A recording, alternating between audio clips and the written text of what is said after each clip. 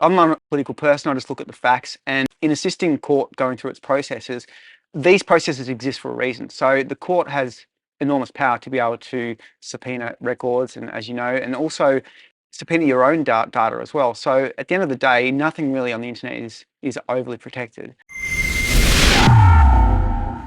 Ladies and gentlemen, just a quick update on where we're at with unmasking Dan Andrews' top keyboard warrior, PRGuy 17. As you know, the Federal Court of Australia ordered Twitter to release the account holder's name, email address, and IP logs within 14 days. And I know my haters said it'll never happen, Twitter won't comply. Well, yes, they complied within 9 days.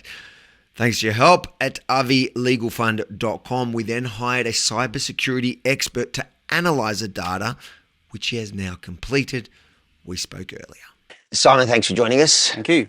Almost a week ago, they essentially dumped all that data on us. I opened those inboxes. There was 5 files, and it just looked like a bunch of code to me. Really confusing, overwhelming. What did you physically have to do to just go through that? Well, I've inspected the data, had a look at the data, and there's over 400 sessions with Twitter. I've looked at all of them. There's been about 26 of those sessions that were with direct IP addresses, clean IP addresses. It's just a process of eliminating the noise. You know, a lot of the records were VPNs and were not really reliable records. So it's a process of looking up each record and seeing what's usable and efficient for your legal team and what's not useful. What do you think of the data? Do we have an outcome? Are we going to? Well, look, I mean, it's not like we've got one particular session we're looking at. We're looking at 26 unique sessions, and a lot of them are actually spread not only just on the mobile network, but they're also on the fixed line broadband network. So it's fair to say between 2 different carriers, I'd say that your lawyers will have some success. When you broke down that data, what were you looking for? Well, I was looking to see whether there's anything that I could ascertain myself first, but most of this stuff is usually detectable from an ISP. So your typical ISP has logs of everyone that connects to a particular internet connection at a time. And because out of the 400 or so sessions, 26 of them were not used with a VPN, those 26 sessions should be uniquely recorded by each of the 2 major ISPs that we've identified. A lot of people talking about this being a precedence case, which is, you know, people pretending to be in the know and pretending to be experts even within the mainstream media. As somebody that works in this field, is this something unique or special that we've managed to achieve here? Discovery is quite a standard process in any litigation. So it's quite normal that you do your research and you certainly know who it is that you're suing before you litigate against anyone. It's certainly not a good idea to launch legal action without truly knowing who you're talking about. You certainly can't sue blindly, because if they own nothing, even if you win, you can't retrieve your costs, let alone any damages.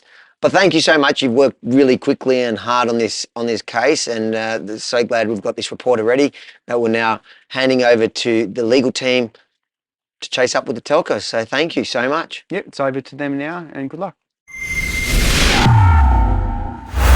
You want to know a little fun fact? When going through the report, what I realized is from mid-February, when we launched these legal proceedings, PRGuy was extra careful to activate their VPN every time they logged in. We didn't get a single direct IP hit after the case was filed in the federal court. A clear sign they're worried about being exposed, not that their obsessive tweeting about this is any indication. But now, anyways, for the final piece of the puzzle, Simon's report is back with one of Australia's most experienced media lawyers. You might recognize him, Justin Quill, who's done some great work for us. I've instructed him to follow up with the telcos, and if necessary, probably will need to take it back to court and compel them to hand over the identity once and for all.